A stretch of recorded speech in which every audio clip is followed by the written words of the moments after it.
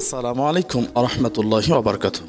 আজকে যে বিষয়টি নিয়ে আপনাদের সামনে আলোচনা করতে যাচ্ছি, আপনারা অবশ্যই এই বিষয়টি নিয়েই একটু হলেও চিন্তা ভাবনা করেছেন। প্রিয় বন্ধুরা, আপনারা ইতিমধ্যে জানেন যে বাংলাদেশ জামাত ইসলামের একটি নতুন লোগো নিয়ে বাংলাদেশে প্রত্যেক দলের মানুষের কাছে, প্রত্যেক ধর্মের মানুষের কাছে আলোচনা এবং সমালোচনা চলতেছে। প্রিয় বন্ধুরা, এই বিষয়ে আপনাদের সামনে একদম খোলস করে দিতেই আজকের আমার এই আয়োজন, আজকে আমার এই ভিডিও। তো শুরু থেকে শেষ পর্যন্ত অবশ্যই দেখবেন। আর যারা এখনও আমাদের এই চ্যানেলটি সাবস্ক্রাইব করেনি, তাড়াতাড়ি সাবস্ক্রাইব করে সাথে থাকুন। বলছিলাম সেই কথাটি, জামাতের সেই নতুন লোগো। তো আমরা প্রথম লোগো জামাতের দেখিনি। প্রথম লোগোটি আপনারা স্ক্রিনে দেখতেছেন, যেখানে আল্লাহ শব্দ দেওয়া আছে। আল্লাহ শব্দের উপর দিকে দেখেন দাঁড়িপাল্লার একটা ছক দেওয়া আছে। এরপরে নিচে একটা কোরআনের আয়াত আকিমুদ্দিন লেখা আছে। পবিত্র কোরআনুল কারিমের একটা আয়াতের আংশিক আকিমুদ্দিন, যেটা একটা কোরআনের আয়াত। এই আয়াত দেখবেন হিন্দু, মুসলিম, বৌদ্ধ, খ্রিস্টান যত পন্থী আছে, যত ধর্মী অবলম্বী আছে, এরা হয়তো এই আয়াতটাকে ভালোভাবে নেবে না। কেন ভালোভাবে নেবে না? যেহেতু তারা ভিন্ন ধর্মের এই কোরআনের আয়াত ব্যবহার করলে দেখবেন যে কিছু লোক নাপাক অবস্থায় আছে, অথবা নাপাক জায়গায় যাচ্ছে, অথবা খারাপ কাজ করতেছে। তো তারা যখন এই লোগোওয়ালা গেঞ্জি, শার্ট বা কোনো পোশাক ব্যবহার করবে, তখন কোরআনকে অবমাননা করা হবে। তো আমরা চাই না যে আল্লাহর কোরআন অবমাননা হোক বা ইসলাম ছোট হোক। এই জন্যই পবিত্র কোরআনুল কারিমের আয়াতাংশটুকু তুলে নেওয়া হয়েছে। আপনারা পুরান লোগোটি দেখলেন, তো পুরান লোগো আমরা এক সাইডে রেখে আমরা নতুন লোগোটি দেখি। নতুন লোগোটি দেখছি আমরা, এখানে তার উল্টোটা করা হয়েছে। মানে পুরাতনটিতে যা আছে তার একদম উল্টোটাই নতুনটা। উল্টোটা বলতে কেমন? উল্টোটা বলতে অর্থাৎ পুরানটিতে যা ভালো ছিল তার বিপরীত খারাপ না, খারাপ না, বরঞ্চ পুরাতনটিতে যা নেই তাই যোগ করা হয়েছে নতুনটিতে। আপনারা কেমনে বুঝবেন যে নতুনটিতে এত সুন্দর সুন্দর জিনিস যুক্ত করা হয়েছে? তো লোগোর প্রত্যেকটা খুঁটিনাটি আজকে আপনাদের সামনে তুলে ধরব, এবং কেন দেয়া হয়েছে সেই লোগোর প্রতীকগুলো, প্রত্যেকটা এই লোগোর ভিতরে যা যা আছে, কেন দেয়া হয়েছে, প্রত্যেকটার খুঁটিনাটি বিষয় আপনাদেরকে জানাবো ইনশাল্লাহ। প্রথমে আমরা ধরি, এই যে লোগোর মধ্যে আপনারা একটা কিতাব বা বই দেখতেছেন, যেটা যেহেতু বাংলাদেশ জামাতে ইসলাম, তাই তারা পবিত্র কোরআনকে অনুসরণ করেই কোরআনের সাদৃশ্য হিসেবে একটি প্রতীক চিহ্ন দিয়েছেন, কিন্তু এখানে কোনো কালিমা বা লেখা নেই। লেখা না থাকার কারণ আমি প্রথমেই বলছি, কোরআনের আয়াত যেখানে সেখানে এটা কোরআনকে ছোট করা হচ্ছে, এই জন্য এখানে লেখা না দিয়ে শুধু কোরআনের প্রতীক দেওয়া হয়েছে। খোলা কোরআন, খোলা কিতাব, আল্লাহর কালাম, মানবতার জন্য চিরন্তর হেদায়েত। এই কোরআন আমাদেরকে আলো থেকে অন্ধকারের ফয়সালা, ন্যায় অন্যায়ের মাপকাঠি দিয়ে দেন। যা আঁকড়ে ধরে মানুষ কখনো পথভ্রষ্ট হয় না। কোরআনই আমাদের মর্যাদার ঢাল, ন্যায়ের পথ প্রদর্শক। তাহলে আমরা এতটুকুতেই তো বোঝা উচিত যে এই কোরআনটি দেওয়ার উদ্দেশ্য হলো, আমরা যদি এই দলে থাকি তাহলে কখনোই আমরা পথভ্রষ্ট হব না। কেননা এখানে যা হবে কোরআন দিয়ে হবে, ন্যায় দিয়ে হবে, অন্ধকার থেকে আলোর পথে আসা যাবে। তাহলে আমরা নতুন লোগোর মধ্যে এই যে কোরআনের অবয়া বা প্রতীকটা দেওয়া হয়েছে, এখান থেকে আমরা জানতে পারলাম ফয়সালা যা কিছু হবে কোরআন দিয়ে, ন্যায় অন্যায়ের মাপকাঠি হবে কোরআন, অন্ধকার থেকে আলোর পথে আসতে পারবো এই কোরআন দিয়ে, পথ প্রদর্শক, মর্যাদার ঢাল এই কোরআনই হবে। তো আমরা কোরআনের প্রতীক অবয়া দেওয়ার বিষয়টা বুঝতে পারলাম। তো এরপরে দেখেন, কোরআনের নিচে সবুজের উপরে লাল দেয়া আছে, সবুজের উপরে লাল দেয়া আছে। তো এই লাল সবুজ এটা তো আমাদের বাংলাদেশের পতাকার প্রতীক। লাল সবুজ, লালের সূর্য, শহীদদের রক্তের আলো, নতুন দিনের সূচনা, স্বাধীনতার ভোর।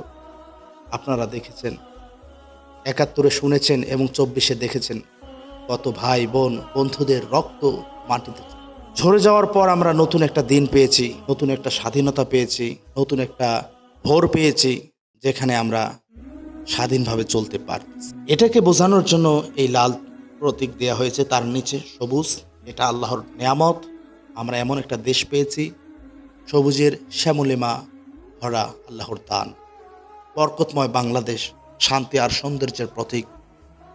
লাল আমাদের ত্যাগের চিহ্ন, সবুজ আমাদের ইমানের আশ্রয়। আমরা বিশ্বাস করি এই সবুজ প্রাকৃতিক আল্লাহ রাব্বুল আলামিন আমাদেরকে বরকত হিসেবে দিয়েছেন, তাই কোরআনের নিচে লাল এবং সবুজের প্রতীক দেওয়া হয়েছে। এরপরে আপনারা লোগোর মধ্যে দেখতেছেন একটা কলমের মাথার মতো দেখা যাচ্ছে, মানে সেটা কলম। কলমের চিহ্ন বা প্রতীক দেওয়ার কারণটা কি? আমরা যারা মুসলিম বা যারা একটু জ্ঞান রাখি কোরআনের, তারা জানি পবিত্র কোরআনুল কারিমে আল্লাহ রাব্বুল আলামিন একটা সূরাই নাজিল করেছেন কলম দিয়ে। কলম নাম, যে সূরাটির নাম কলম। এই কলম আমাদেরকে অনেক শিক্ষা দেয়। আল্লাহ রাব্বুল আলামিন কলম দিয়েই ইতিহাস লেখেন। কলম শুধু শিক্ষার প্রতীক নয়, ইহা আমাদেরকে মনে করিয়ে দেয় আমাদের সংগ্রাম তলোয়ার দিয়ে নয়, সত্য ও জ্ঞানের কালিতে রচিত হবে। কোরআনের প্রথম শব্দই ছিল ইকরা, আর সেই আহ্বানের উত্তরদাতা হিসেবে এই কলম জানিয়ে দেয় জ্ঞানই আমাদের অস্ত্র, প্রজ্ঞাই আমাদের শক্তি, আর ন্যায়ের সাক্ষ্য দেয়াই আমাদের দায়িত্ব। তাহলে এই কলম থেকে আমরা এটা শিখতে পারবো যে আমাদের প্রজ্ঞাই শক্তি, আমাদের কলম বা জ্ঞানই অস্ত্র, আমরা ন্যায়ের সাক্ষ্য দেব, এটাই আমাদের দায়িত্ব। তাহলে এই প্রতীকের মধ্যে আমরা কোরআন পেলাম, লাল সবুজের পতাকাও পেলাম, এরপরে কলম পেলাম, যেটা দিয়ে আল্লাহ রাব্বুল আলামিন ইতিহাস লিখেছেন, যেটার মাধ্যমে আমরা অনুপ্রেরিত হব যে প্রজ্ঞাই আমাদের শক্তি, আমরা ন্যায়ের সাক্ষ্য দেব, জ্ঞানই আমাদের অস্ত্র। আমরা ইতিপূর্বে দেখেছি গত 16 বছর ছাত্র মানেই মাস্তান, ছাত্র মানেই গুন্ডা, ছাত্র মানেই ধর্ষণকারী, ছাত্র মানেই অঠোপাস, ছাত্র মানেই কুলাঙ্গার, ছাত্র মানেই নেশাখোর। আমরা ইতিপূর্বে দেখেছি, কিন্তু বর্তমানে আমরা ঢাকা বিশ্ববিদ্যালয়ে দেখতেছি যে ছাত্ররা কি রকম হয়। ঢাকা বিশ্ববিদ্যালয়ে আমরা বর্তমান দেখতেছি ছাত্ররা কি রকম হয়। ইনশাআল্লাহ জামায়াত যদি ক্ষমতায় আসতে পারে, তাহলে কমপক্ষে কোনো কিছু না হলেও আশা করা যায় প্রত্যেকটা বাচ্চা, প্রত্যেকটা ছাত্র সুশিক্ষায় শিক্ষিত হবে ইনশাআল্লাহ। এরপরে আপনারা দেখতে পারতেছেন এখানে একটা দাড়িপাল্লার প্রতীক দেয়া আছে। এই দাড়িপাল্লার প্রতীক এটা তো আমরা জানি যে জামাতের প্রতীকটাই হলো দাড়িপাল্লা। এই লোগোর মধ্যে দাড়িপাল্লা ব্যবহার করায় আমাদেরকে মনে করিয়ে দেয় যে আগের মতো আর উচ্চকণ্ঠ নয়, বরং নিজেকে সংযত পরিণত করতে হবে। এই দাড়িপাল্লা আমাদেরকে এটা বোঝায় যে ন্যায় শুধু শাস্তি দেওয়ার নাম নয়, বরং ভারসাম্য রক্ষা করার নাম। এরপরে অনেকেই বলে যে নতুন যে লোগোটি তৈরি করা হয়েছে, ডিজাইন করা হয়েছে, এখান থেকে আল্লাহ বা ইসলামের চিহ্নটাই মুছে দেওয়া হয়েছে, আল্লাহর নাম মুছে দেওয়া হয়েছে। এখানে আল্লাহর নাম মুছে দেওয়া হয়নি, আল্লাহর নাম দেওয়া আছে। আমরা যারা অ্যারাবিক নলেজ রাখি তারা হয়তো বুঝতে পারবো। এখানে দেখেন 1, 2, 3 টান দেওয়া আছে, এরপর আরেকটা 4টা। আল্লাহ শব্দ লিখতে ঠিক এইরকমই টান দিতে হয়। প্রথমে আলিফ, তারপর লাম, আবার লাম, তারপর হা, নিচে একটা টান। এটা হলো দাড়িপাল্লার যে দাড়িটা, সেটাই। তো এখানে স্পষ্ট বোঝা যাচ্ছে যে জবর, জের, পেশ, তাজদিদ এগুলো ছাড়া আল্লাহ শব্দ লিখতে যে অক্ষরগুলো লাগে, সে অক্ষরগুলো, সে হরফগুলো দেয়া আছে। তাহলে আমরা কেন মূর্খের মতো বলি যে দাড়িপাল্লা লোগো চেঞ্জ হয়েছে, এখান থেকে আল্লাহর নাম কোরআনের আয়াত তুলে দেওয়া হয়েছে, তার মানে এখানে ইসলাম নাই, জামাতে বাংলাদেশ জামাতে ইসলাম নামটা বাদ দিলেই হয়ে যাবে, ভালো হবে। আমরা এরকম কুচিন্তা কুমন্তব্য করি, কিন্তু আপনি দেখতে পারেন না যে এখানে আল্লাহ শব্দটি আছে, কিন্তু এমনভাবে দেয়া হয়েছে আপনি বুঝতে পারতেছেন না। তাতে কি জামাত থেকে ইসলাম শেষ হয়ে যাবে? কখনোই না, জামাত থেকে ইসলাম শেষ হবে না।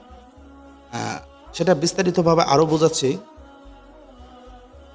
দেখেন আপনারা এই লোগোর ভিতরে একটা গম্বুজ আকৃতিতে যে ডিজাইন আপনি দেখতেছেন, এই গম্বুজ আকৃতির ডিজাইন অবয়টি শুধু একটি স্থাপনা নয়, এটি মসজিদের ছায়া।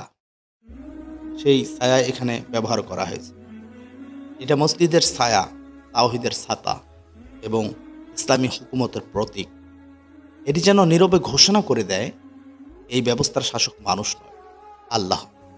আইন ব্যক্তির ইচ্ছে নয়, কোরআনের বিধান।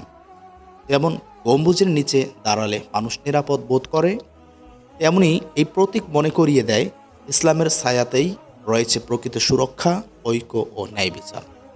তাহলে আমরা গম্বুজ বুঝতে পারলাম, আল্লাহ শব্দ উপরে দেয়া আছে সেটাও বুঝতে পারলাম, দাড়িপাল্লা প্রতীক দেয়া আছে, দাড়িপাল্লা এটা আমাদেরকে স্মরণ করিয়ে দেয় যে ন্যায় শুধু শাস্তি দেওয়ার নাম নয়, বরং ভারসাম্য রক্ষা করার নাম, আমাদেরকে সংযত হতে শেখায়। এরপরে লাল সবুজ তো আমাদের জাতীয় পতাকার রং, যেখান থেকে আমরা অনুপ্রেরিত হই যে আমাদের ভাইয়েরা, আমাদের বোনেরা জীবন দিয়েছেন, রক্ত ঝরিয়েছেন এই বাংলার বুকে, এবং আল্লাহ রাব্বুল আলামিনের দান, প্রকৃতিতে ভরা এই দেশ, সবুজ শ্যামলিমা, এটা আল্লাহর নিয়ামত, আল্লাহর দান। এ থেকেই লাল সবুজ দেয়া হয়েছে প্রতীক। এরপরে কোরআনের প্রতীক দেয়া হয়েছে, কলম দেয়া হয়েছে, যেটা দিয়ে স্বয়ং আল্লাহ ইতিহাস লিখেছেন পবিত্র কোরআনুল কারিমে। তো মোটামুটি এই লোকের মধ্যে যা কিছু ব্যবহার করা হয়েছে, যা কিছু দেয়া হয়েছে, সব কিছুই পজিটিভ। এরপরেও কিছু লোক সমালোচনা করবে। সকল সমালোচনা এড়িয়ে আমরাই বিজয় আনবো ইনশাল্লাহ। ভিডিওটি ভালো লাগলে অবশ্যই লাইক, কমেন্ট, শেয়ার করবেন, পাশে থাকবেন, চ্যানেলটি সাবস্ক্রাইব করে দেবেন।